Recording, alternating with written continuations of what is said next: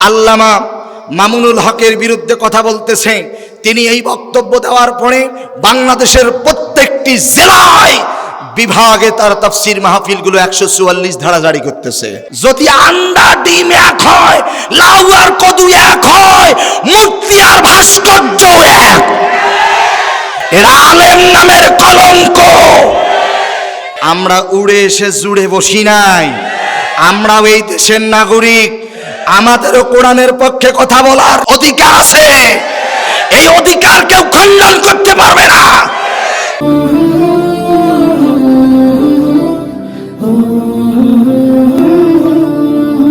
আগামীতে যদি নেতা নির্বাচন করতে হয়, ও চট্টগ্রামের মানুষ, নেতা নির্বাচন করতে গেলে কি দিতে হয়? জোরে বলেন, কি দিতে হয়? এই ভোটটা হলো আমানত, টিপসইটা আমানত। ও পর্দার আড়ালের মা বোনেরা, নেতা বানাবেন তাদেরকে যে নেতা 5 ওয়াক্ত নামাজ পড়ে। যে নেতা মদ খায়, গাঁজা খায়, ফেন্সিডিল খায়, ওই নেতার কাছে ভোট মারা যাবে। ভোটটা সঠিক জায়গা দেওয়ার দরকার আছে না নাই? আরে ভাই, আমরা যদি জায়গা মতো দেই, এই যে দেখেন বিশ্বনবীকে নিয়ে বাজে মন্তব্য করা হলো, বাংলার তাওহীদি মুসলিম জনতা তারা স্লোগান দিয়েছে, এমনিয়েল ম্যাক্রো ক্ষমা চাইতে বাধ্য হয়েছে। আল্লাহর নামের কসম করে বলি, টেকনাফ থেকে তেতুলিয়া, রূপসা থেকে পাথুরিয়া, বাংলার তাওহীদি মুসলিম জনতা আর একবার কাপড়ের কাপড় মাথায় নিয়ে কোরআন নিয়ে যদি স্লোগান দেয়, আগামী বাংলাদেশ কোরআনওয়ালাদের বাংলাদেশ, আগামী বাংলাদেশ তাফসীর প্রিয় মানুষদের বাংলাদেশ। আজকে তাফসীর মাহফিলগুলো বন্ধ করে দেওয়া হয়, অত্যন্ত দুঃখজনক হলেও সত্য কথা। এই দেশ হযরত শাহজালালের দেশ, শাহপরানের দেশ। এই দেশে তাফসীর মাহফিল বন্ধ করার দোষ কেউ পেত না, ঠিক কিনা বলেন? এজন্য মুসলমানদের এক হওয়ার দরকার আছে না নাই? আসতে বলবে না, জোরে বলেন, আছে না নাই? করোনার দোহাই দিয়া তাফসীর মাহফিলগুলো বন্ধ করে দেওয়া হচ্ছে, ঠিক কিনা বলেন? তাফসীর মাহফিল বন্ধ করে দেওয়া হচ্ছে, কথা কি ঠিক না বা ঠিক? আর আসতে বলবে না, জোরে বলেন। আমরা দলমত এটা চাই না। আল্লামা মামুনুল হক, আলহামদুলিল্লাহ বলেন, কওমি অঙ্গন থেকে উঠে এসেছে, কিন্তু তার কথাগুলো হক কথা, ইসলামের পক্ষের কথা, কোরআনের পক্ষের কথা, ঠিক কিনা বলেন? এই আল্লামা মামুনুল হক তিনি একটা বক্তব্য দিয়েছেন যে বাংলাদেশে মূর্তিগুলো না বানায়া, ভাস্কর্য না বানায়া, মরহুম বঙ্গবন্ধু শেখ মুজিবুর রহমান আমাদের হৃদয়ের স্পন্দন, ঠিক কিনা বলেন? তিনি যদি ওই সময় নেতৃত্ব না দিতেন, আমরা কি বাংলাদেশটা পেতাম?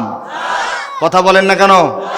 তিনি নেতৃত্ব দিয়েছেন, ভালো কাজ করেছেন। আল্লাহ ভালো কাজের উসিলায় তাকে মাফ করে দিয়ে কবরটিকে জান্নাতের বাগান হিসেবে কবুল করুন। আসতে বলবেন না, জোরে বলতে হবে আমিন।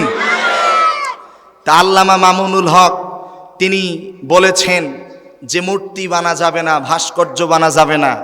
অনেকেই বলেছে যে বঙ্গবন্ধু শেখ মুজিবুর রহমানের আমরা ভাস্কর্য তৈরি করব, মূর্তি তৈরি করব, ভাস্কর্যও সে, মূর্তিও সে, ঠিক কিনা বলেন?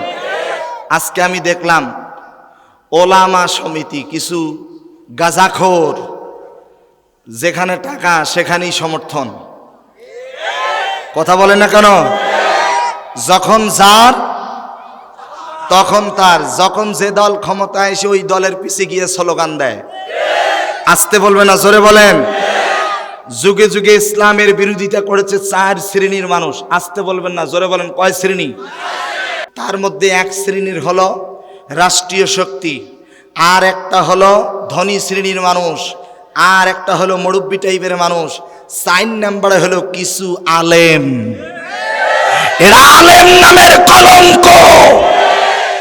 যারা বলতেছে যে ভাস্কর্য আর মূর্তি এক নয়। আপনাদের এই চট্টগ্রামে কি লাউ আছে? লাউ চেনেন আপনারা? কদু চেনেন? আচ্ছা, লাউ আর কদু মনে হয় আলাদা আলাদা। লাউ যারে বলে। আচ্ছা, আপনাদের এলাকায় আন্ডা আছে? আন্ডারে কি বলে? জোরে বলেন না, ডিম আলাদা আন্ডা আলাদা। হ্যাঁ, যদি আন্ডা ডিম এক হয়, লাউ আর কদু এক হয়, মূর্তি আর ভাস্কর্য এক। অতএব ভাস্কর্যের পক্ষে যারা স্লোগান দেয় এরাই হলো নাম্বার 1 নাস্তিক।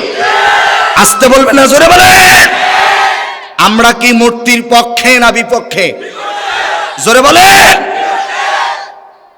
তিনি কত সুন্দর চমৎকার কথা বলেছেন যে বঙ্গবন্ধুকে চিরস্মরণীয় হিসেবে রাখার জন্য বঙ্গবন্ধুর নামে মসজিদ তৈরি করেন, মাদ্রাসা তৈরি করেন, মিনার তৈরি করেন, আল্লাহর 99টি নাম দিয়ে ফলক তৈরি করেন। বঙ্গবন্ধু শেখ মুজিবুর রহমান কিয়ামত পর্যন্ত মুসলমানের হৃদয়ে থাকবে। জোরে বলেন। তাহলে তার ছবি দিয়ে যদি ভাস্কর্য তৈরি করা হয়, তার কবরে মনে হয় শান্তি হবে? কি হবে? অশান্তি হবে। তাহলে আমরা বঙ্গবন্ধুর বিরোধিতা করলাম না ভালোবাসলাম? আসতে বলবেন না, জোরে বলেন। তবে একটা কথা শুনে রাখেন, চট্টগ্রামের মুসলমান, এটা ইহুদি নাসারাদের কঠিন একটা ষড়যন্ত্র। আল্লামা মামুনুল হকের বিরুদ্ধে কথা বলতেছে। তিনি এই বক্তব্য দেওয়ার পরে বাংলাদেশের প্রত্যেকটি জেলায় বিভাগে তার তাফসীর মাহফিলগুলো 144 ধারা জারি করতেছে। ঠিক কিনা বলেন? ভাইরা আমার, এই মুহূর্তে আমি চট্টগ্রামের ভাইদেরকে বলবো, কে আলিয়া, কে কওমি, কে শর্ষিনা, কে ফুরফুরা, কে চরমনাই, কে রাজারবাগ, কুতুববাগ, দেওয়ানবাগ, সমস্ত ইসলামী দলগুলো একত্রিত যদি হতে পারি, বাংলার জমিনের গুটি কয় নাস্তিক তারা পালিয়ে যেতে বাধ্য হবে। ঠিক কিনা বলেন? সমস্ত ইসলামী দলগুলোকে ঐক্যবদ্ধ হওয়ার দরকার আছে না নাই? আসতে বলবে না, জোরে বলেন, আছে না নাই? হ্যাঁ, যাদের ক্ষমতা আছে তারা কি দিবে? আমাদেরকে ফাঁসি দিবে। দেখ, আমাদেরকে গুলি করবে, গুলি করুক, গুলি করতে থাক, গুলি খেতে রাজি। রশিতে ঝুলাইতে ঝুলাইতে ওদের রশি শেষ হবে, আমাদের গর্দান শেষ হবে না। ঠিক কিনা বলেন? সেই কোরআনের পক্ষে স্লোগান দেওয়ার দরকার আছে না নাই?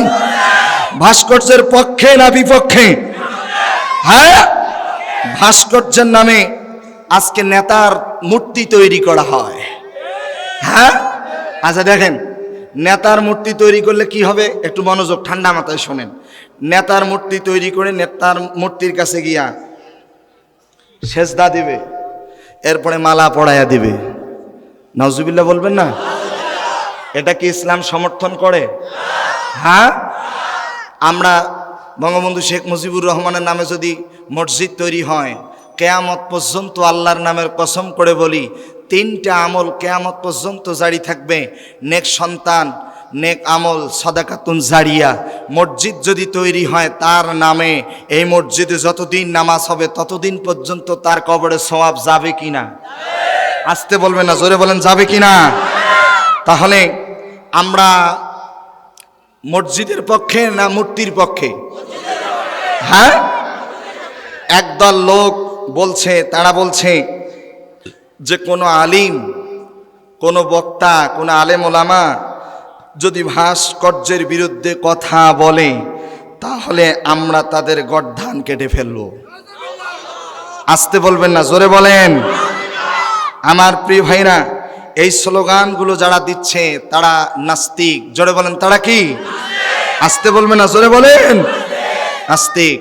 আমরা বিদেশ থেকে ভাড়াটিয়া হয়ে এখানে আসি নাই, আমাদের জন্ম এই দেশে। আমরা উড়ে এসে জুড়ে বসি নাই, আমরাও এই দেশের নাগরিক। আমাদেরও কোরআনের পক্ষে কথা বলার অধিকার আছে, এই অধিকার কেউ খণ্ডন করতে পারবে না। আমরা আল্লাহ আল্লাহ রাসূলের কথা বলবো। শুধু তাই নয়, বঙ্গবন্ধু শেখ মুজিবুর রহমানের নামে তার চেহারা দিয়ে ভাস্কর্য তৈরি হবে, এটা তো আমরা মানবই না।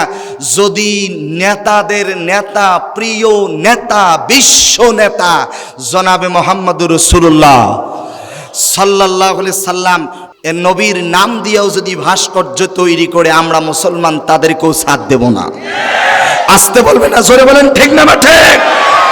আপনার আমার নবী ইব্রাহিম পয়গম্বর তিনি মূর্তি ভেঙ্গেছে না মূর্তি তৈরি করেছে? সুম্মাতা আবিকুম ইব্রাহিম হুয়া সাম্মাকুমুল মুসলিমিন। মুসলিম মিল্লাতের জাতির পিতার নাম কি? আসতে বলবেন না, জোরে বলেন। তাহলে আমাদের মুসলিম মিল্লাতের জাতির পিতা তিনি মূর্তি ভেঙেছে। আমরা ইব্রাহিম পয়গম্বরের উম্মত, বিশ্বনবী মুহাম্মদ রাসূলুল্লাহ সাল্লাল্লাহু আলাইহি সাল্লামের উম্মত। আমরা মূর্তি ভাঙতে এসেছি, জোড়া লাগাতে নয়। ঠিক কি বলেন? তবে হ্যাঁ, আমাদের এই দেশটা হলো বাংলাদেশ, এমন একটা দেশ, কি বলবো, বাংলাদেশ এমন একটা দেশ, বাংলাদেশ হলো সাম্প্রদায়িক সম্প্রীতির দেশ। কথা বলেন। এদেশে হিন্দু আছে না নাই? বৌদ্ধ আছে না নাই? খ্রিস্টান আছে না নাই? আচ্ছা বলেন, হিন্দুরা সহ কি আমরা একসাথে চেয়ারে বসে চা খাই না? এক টেবিলে চা খাই না? একে বাজারে যাই না? যাই, কিন্তু আমরা তাদের বিরুদ্ধে নই। তাদেরকে তাদের মতো আমল করতে দেন, তাদের মতো আমল করতে দেন, তবে আমাদের তাদের কাজগুলোকে সমর্থন করা যাবে? জোরে বলেন না কেন, যাবে না। অহংকার করবেন না। অহংকার যারা ইতিপূর্বে করেছে আল্লাহ পাক তাদেরকে ধ্বংস করে দিয়েছে। অহংকার করেছিল মিস্টার ফেরাউন, আল্লাহ পানিতে চুবায় চুবায় দুনিয়া থেকে বিদায় করে দিয়েছে।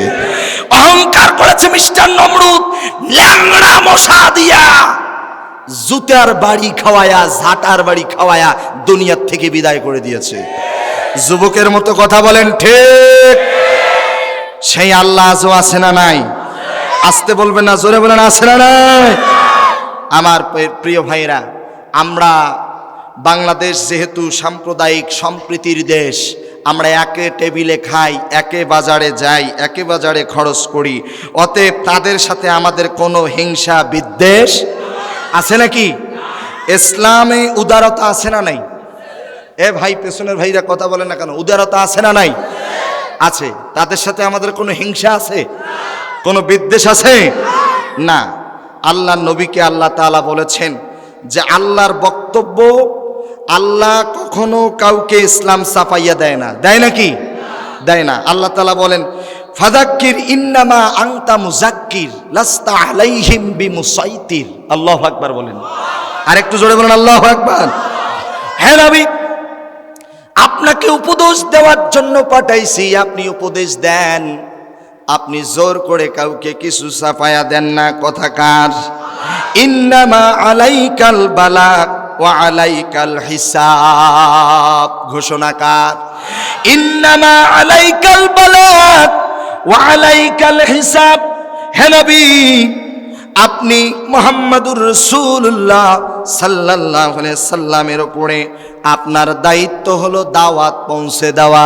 দাওয়াত পৌঁছে দেওয়া, হেদায়েত দেওয়ার মালিক কে? আসতে বলবেন না, জোরে বলেন, কে? কে দাওয়াত গ্রহণ করলো আর কে দাওয়াত গ্রহণ করলো না, এই নিয়ে আপনি টেনশন করবেন না। আপনার দায়িত্ব হলো আপনি দাওয়াত দেন। আল্লাহু আকবার। লাকুম দীনুকুম, যার ধর্ম তাকে আমল করতে দেন। এটা নিয়ে বাড়াবাড়ি করিয়েন না। তাদের সাথে কি আমাদের কোনো হিংসা আছে? কথা বলেন, হিংসা আছে? তাদের আমল তাদেরকে করতে দেন, আমরা আমাদের আমল করি। কিন্তু তারা মূর্তি তৈরি করবে, ভাস্কর্য তৈরি করবে, আমরা মুসলমান হয়ে যদি সমর্থন করি, মুসলমান হয়ে আমাদের ঈমান থাকবে না। জোরে বলেন, ঈমান থাকবে? ঈমান থাকার কথা, ঈমান থাকার কথা নয়। আমাদের রাসূলের আদর্শ আমাদের জীবনের একমাত্র মডেল। ঠিক কিনা বলেন? রাসূলের আদর্শ আমাদের জীবনের একমাত্র কি মডেল? আল্লাহ তাআলা বলেন, লাকাদ কানা লাকুম ফি রাসূলিল্লাহি উসওয়াতুন হাসানা। সুবহানাল্লাহ বলবেন না? আর একটু জোরে বলেন, আল্লাহু আকবার। তাহলে রাসূলের আদর্শ হলো, আমার দিকে তাকান, মূর্তি পূজা করা এটা শিরক। এটা কি? এর মতো বড় শিরক আছে?